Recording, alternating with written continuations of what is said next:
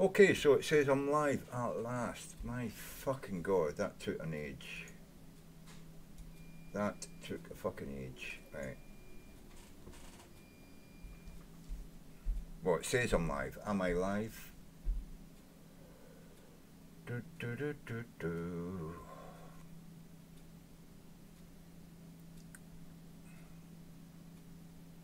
I have got no idea now. It says unavailable. What?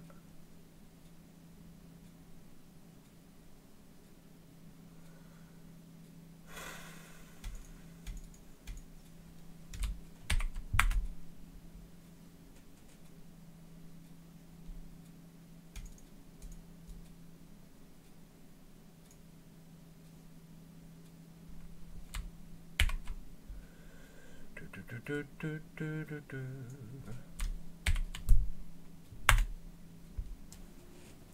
Okay.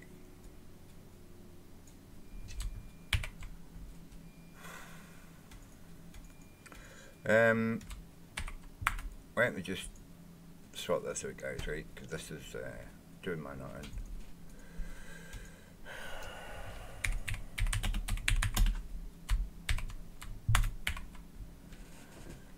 Do, do, do, do, do, do.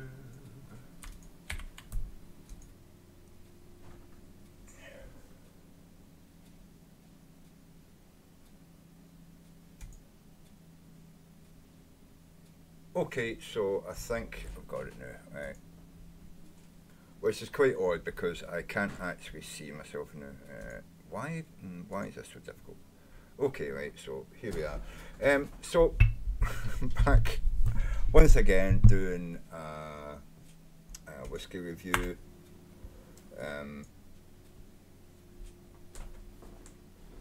Yeah. The whiskey review I'm doing today is Aberfeldy Highland Single Malt Scotch Whisky, 12-year-old. This is the tin. It's quite a nice tin, as you can see. It's robust and sort of dark browny black with gold writing on it. It gives you a little spiel about the distillery and its history and stuff. The most interesting part I found was the fact that it's on the Patilly burn. The burn is the source of the distillery's water. Pure fresh, the burn is known to contain deposits of alluvial gold. So yeah, maybe that's why they use the gold on the tin, like, you know. Anyway, so that's the tin, and this is a bottle. Again, it's a black label, and lovely looking. Well, I like the wee dumpy bottles. They're pretty nice. So anyway, I've already removed the plastic top, but I haven't took the cork off. I'm just going to pour myself a little bit and see what it's like. It does say that it has like honey flavours to it. I'm more of a peaty sort of drink. I like whiskey that's got a peaty flavour to it, but I'm not averse to drinking East Coast whiskies that generally do have a sweeter and more sort of honey and sometimes apricot and orange aftertaste in them and stuff like that. But let's just get this open. Oh, it opens quite nicely there. There's not a huge nose to it when it's in the bottle. I'm used to more of a nose right away when you open a bottle, because I'm used to a more peated whiskey. But this, as you can see, is it's quite golden, you know. It looks darker in the bottle because it's a lot of it, but this looks like a very sort of golden. Yeah, it's got a golden sheen to it, you know. It looks nice though. Oh yeah, it's got a lovely bouquet, lovely nose to it. It's not as sweet, the nose, as I thought it might. It doesn't have any strong peaty nose to it, no peat at all to it really. There's a slight oakiness there, I can notice with that, but it is it's kept in oak casks for 12 years, and they generally lose a third of the whiskey to the angels, as they call it, the angels share. That's the evaporation of what I would call the crude alcohols, the alcohols that burn your throat. That's why an older whiskey is smoother on your throat, because the more acrid and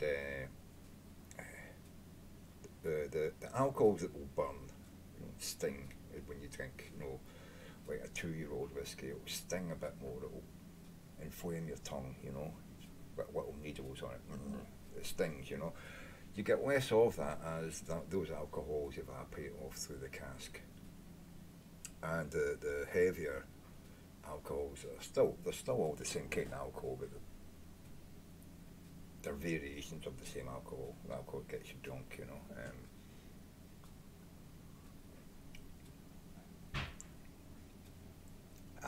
Now, that reminds me of Dewar's, yeah, White Mackay and Dewar's whiskey.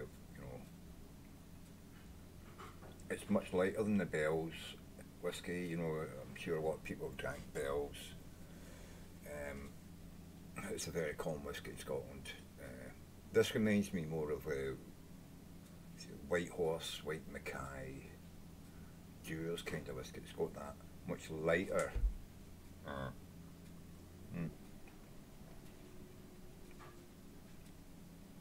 Much lighter and a sweetness to it, a slight sweetness, and obviously this doesn't have any of the sharp burning that you would get from like a 2-year-old whiskey, like Bell's or White Mackay. But this has that initial alcoholic, light alcohol you get from like a White Mackay or a White Horse, Got to say, it's very surprising. It's not as sweet as I thought it was going to be. There is a slight sweetness, honeyness there to it, but it certainly isn't as sweet as, say, Glenfiddich or something like that. Although Glenfiddich has some slight peaty and a deeper honey sort of flavour to it. This doesn't have that deep honey or sugary sweetness to it. It's a very light sweetness. I think it's only sweet in the sense of if it's like a tiny little bit of sugar or something in it, but it's not honeyed. It's not caramelised or anything like that, there's none of those deep, as I say, caramelised or burnt sugar flavours or honeyed flavours. It's a very light sugary flavour.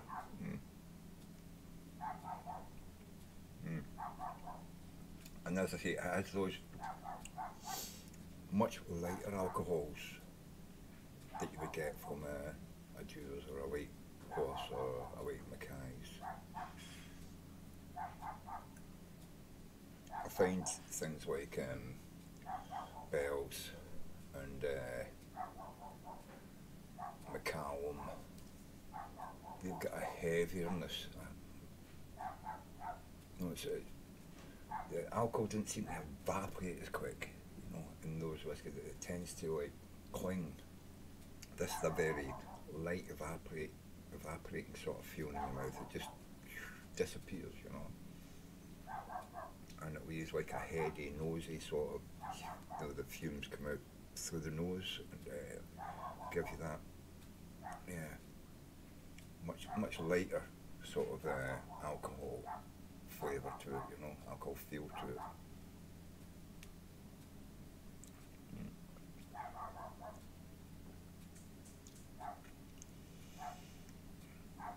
Yeah, that's a very, very nice 12-year-old.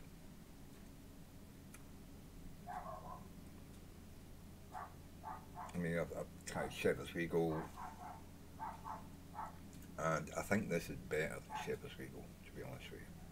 12-year-old Shepherd's Regal. I would say the Aberfeldy 12-year-old is a superior whiskey to the Shepherd's Regal. If you've ever tasted or drank Shepherd's Regal, you know what I mean, with the heavier alcoholic flavour, feeling. It does evaporate up your nose and it gives you that sort of warmness coming through the sinuses. This is much quicker and lighter, a sort of like evaporation through the sinuses. Very, very good whiskey. So that's Aberfeldy. It's not as sweet as I thought it was going to be because it's on the East Coast. I think it's on the Tay side, Tay River. I'll just go over some of what it tells you here. Our handsome distillery is sited on the River Tay, that's a Tay, in the central highlands of Scotland. A stone's throw from the birthplace of our founder and pioneer of blending, John Dewar. Oh, right, John Dewar, yeah. So it's a Dewar whiskey, yeah. With land acquired from the Marquis of Breadalbane, an architecture designed by Charles Doig, the distillery rose up to begin production in 1898. In John's bonny hometown of Aberfeldy, his family found men who knew the secrets of superb whiskey today. Superb whiskey, full stop. Today, we still use time-honoured techniques like long fermentation to conjure rare honeyed notes. I don't get honeyed notes. There's a slight sweetness to it, but I would say a more sugary note rather than a honeyed note. You don't have that heavy, cloying aftertaste you get from honey, you know. You can tell it's from a flower, you know, kind of thing. I don't get that from it at all. And draw water from the Patilly burn, renowned for its quality and promise of gold. Okay, mellowed for 12 years in handmade oak casks, this smooth, sweet dram offers rich rewards for those who like to dig deeper. We lose a fair bit to the angels, though. Almost a third of every cask has disappeared into the ether before we're ready to bottle. So, yeah, it says in the front, mellowed for 12 years in handmade oak casks, you know. We lose a fair share to the angels, and you can see it's like about a third of the cask is missing on the front. Yeah, that's basically where I took that from. But on the back, they do go into a little bit more detail. The Puggy engine is this. The site of our distillery was chosen for its supply of good water and the railway that linked it to Perth. So it's near Perth.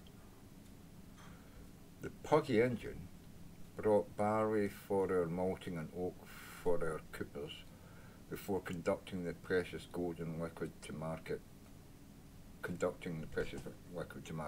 The Puggy engine resides at the distillery to this day. Oh, right, so they've got a steam train engine outside the distillery on display. It must have been the original train that back in the 1898. In the 20th century was taking their whiskey to market. And yeah, there's a little picture there of the train next to the distillery. No steam train. I suppose it still sits there on rails to this day, and you can go and if you're a steam enthusiast, you can, and a whiskey enthusiast, you can take in some whiskey and check out the train as well. What's it called? The Puggy engine. Anyway, Aberfeldy, it was £29.99, 30 quid, so it was a bit dearer than what I normally pay for my whiskies. I would pay around 22 quid for a single malt, although at the time they were only 10-year-old. Sometimes they're not even single malt if I'm paying 20 quid, just a good blended single malt. But this is a single malt, and I think it's delicious, really. I have never drank Aberfeldy before. I haven't even seen it in a pub. So, first time drinking it, and I think it's well worth having, basically.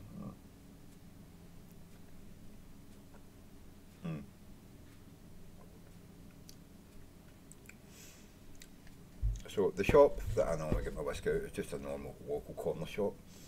He tends to buy in like a couple of bottles of this and that and the other when he sees it in these what do you call it, wholesalers, because he knows that if he's got a couple of single malts on the shelf, it gives me something to buy every week. You know what I mean? So I go in every week and I'll buy a different bottle.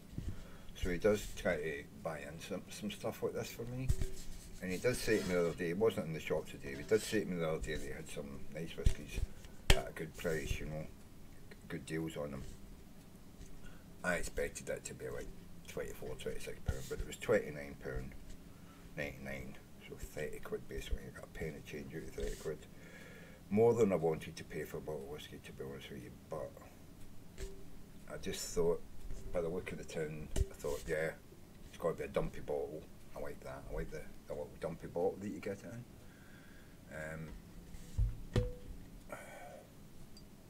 And it's limited bottling, batch number 2905. And it's a 12-year-old. I do like 12-year-olds. And it does say John Deere inside. I didn't notice that when I got it. It said Deere on the front, did it? No, there's no mention of Deere on the front label. But it does remind me of Deere's whiskey, you know, White Horse, White Mackay. I'm sure they're Deere's as well. But yeah, they're very nice whiskies. This is a very nice whiskey. I'm glad I bought it. Anyway, that's about all I've got to say. It says established here 1846. I'm sure it says 1898 on this somewhere, doesn't it? Yeah, began production 1898. I think maybe Deere's set up. It's a Deere's thing. They probably started making it in that distillery in 1898, but I think Deere's have been making whiskey since 1846. So, yeah. So yeah, I know that Deere's makes more than Aberfeldy. They are like they own multiple. The Deere's Corporation own multiple distilleries across Scotland, and they do tend to bring their brand of distilling, as I said, long fermentation, you know, to get the most out of the produce and most out of the barley and the sugar and the oats and stuff like that you're putting in, you know.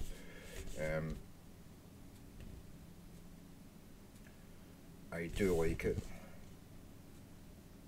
It's better than me. I'm not a big fan of White Horse and White Mackay.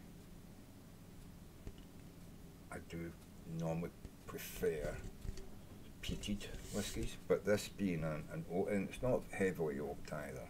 You can probably tell from the colour that it's quite blonde, you know. It's quite a lovely blonde colour of whiskey, and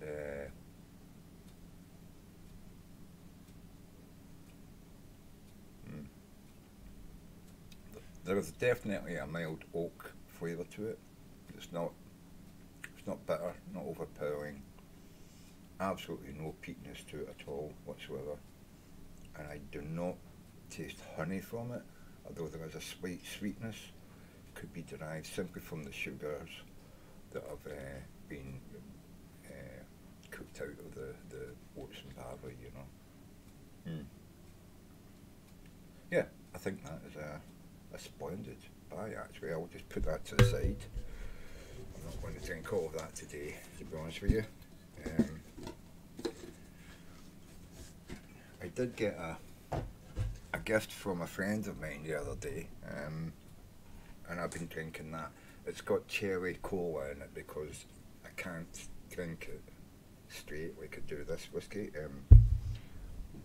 I have a friend of mine who cooks his own whiskey, and yeah, this is whiskey, but this is fresh whiskey.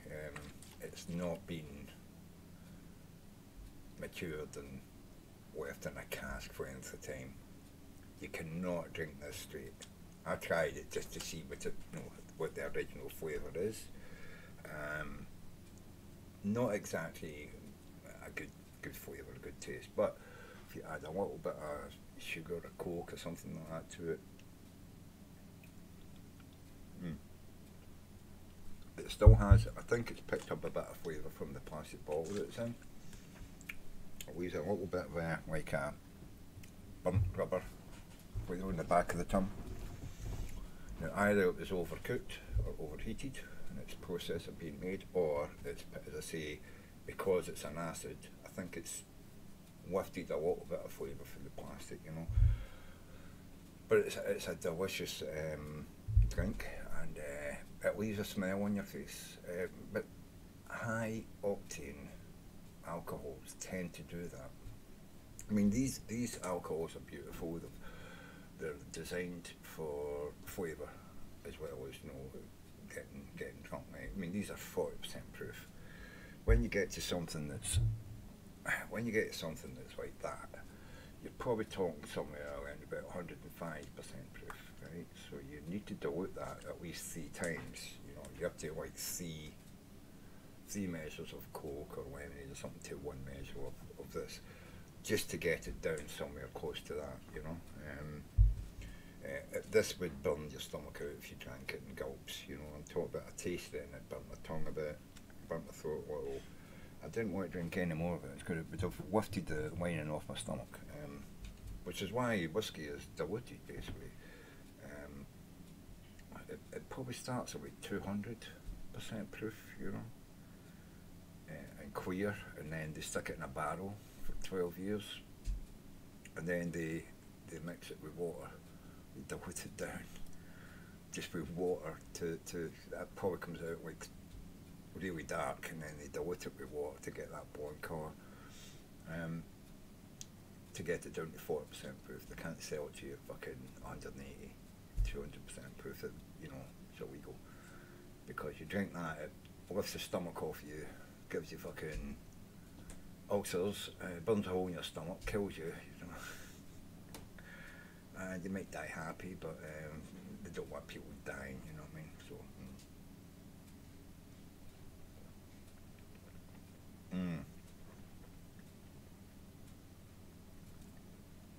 yeah, that is a deliciously mild.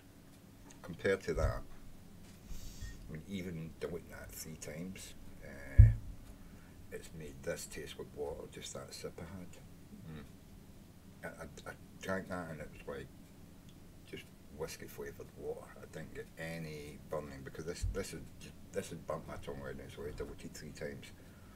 So yeah, so this is part of that hooch. Well, it's probably about 100 and over 120, probably 150, maybe more. Because this is diluted down to 40, and it's like water when I've tasted that, you know.